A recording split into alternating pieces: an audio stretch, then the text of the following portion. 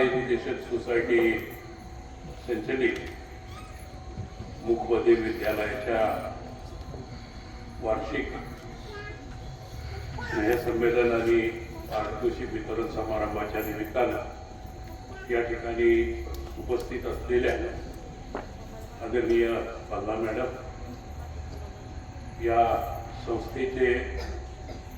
सर्वा आदरणीय दादासाहेब चोरमले, संस्थेचे सगळे पदाधिकारी, वृत्तपत्र क्षेत्रातील माझे सहकारी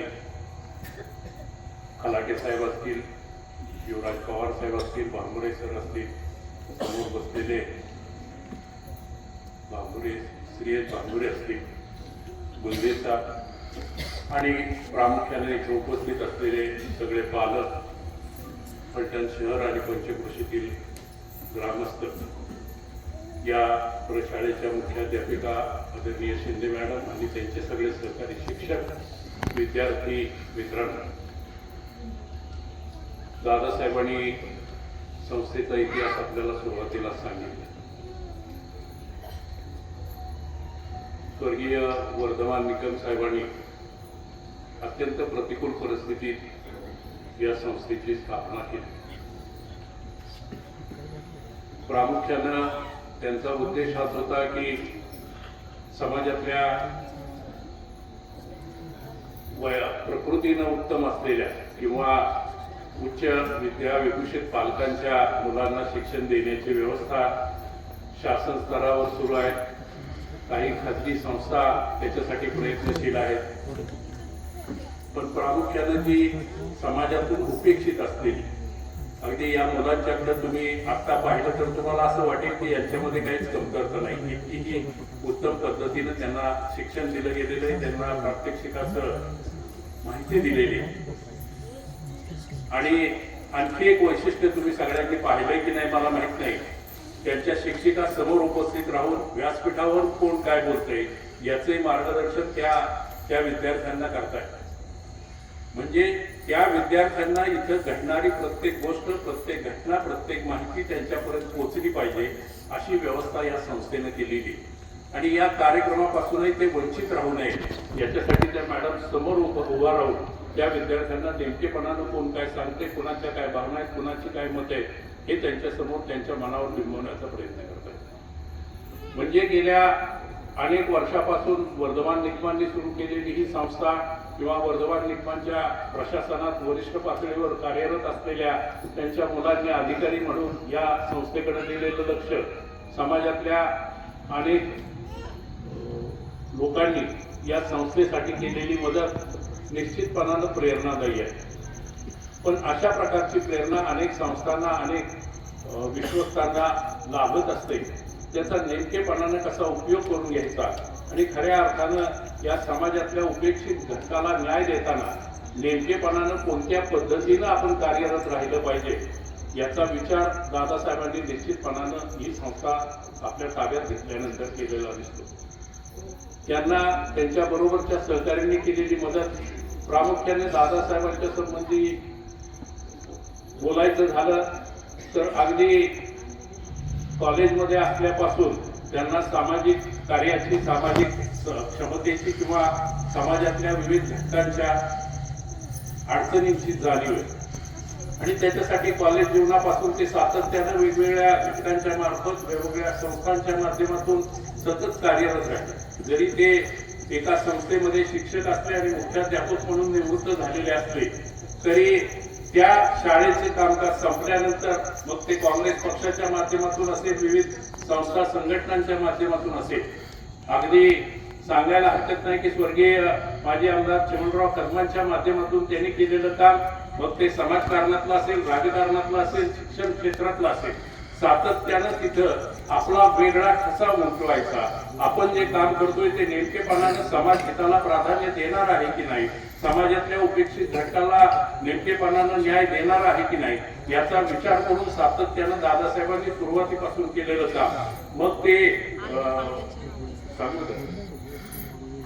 रामोशी समाज संघटनेच्या माध्यमातून केलेलं काम असेल, एखाद्या देवस्थानच्या प्रगतीसाठी केलेलं काम असेल, एखाद्या शिक्षण संस्थेच्या प्रगतीसाठी केलेलं काम असेल, प्रामुख्यानं जय भवानी एज्युकेशन सोसायटीमध्ये शिक्षक म्हणून काम करत असताना नेमकेपणानं तिथल्या ज्या सगळ्या त्रुटी आहेत त्या आपल्या सगळ्या सहकारी शिक्षकांना बरोबर घेऊन त्या कशा दुरुस्त करता येतील, त्या संस्थेच्या विद्यार्थ्यांना आणि पालकांशी संवाद कसा व्यवस्थित राखता येईल आणि त्या माध्यमातून म्हणजे एखाद्या शाळेतला एक शिक्षक संपूर्ण संस्थेची विचार करतो, संस्थेला नेमकेपणानं पुढे नेत असताना आपल्याला कोणत्या प्रकारे पुढे गेलं पाहिजे, कोणत्या प्रकारे पालकांचा, विद्यार्थ्यांचा आणि संस्थेचा संवाद असला पाहिजे, याच्यासाठी त्यांनी केलेले प्रयत्न आणि निश्चितपणानं त्याला माजी आमदार स्वर्गीय चिमणराव कदम यांनी केलेली साथ ही निश्चितपणानं महत्वाची आहे. स्वर्गीय चिमणराव कदम त्या संस्थेचे अध्यक्ष म्हणून किंवा सेक्रेटरी म्हणून आदरणीय वहिनी साहेबांनी केलेली त्या संस्थेची कामकाज पद्धती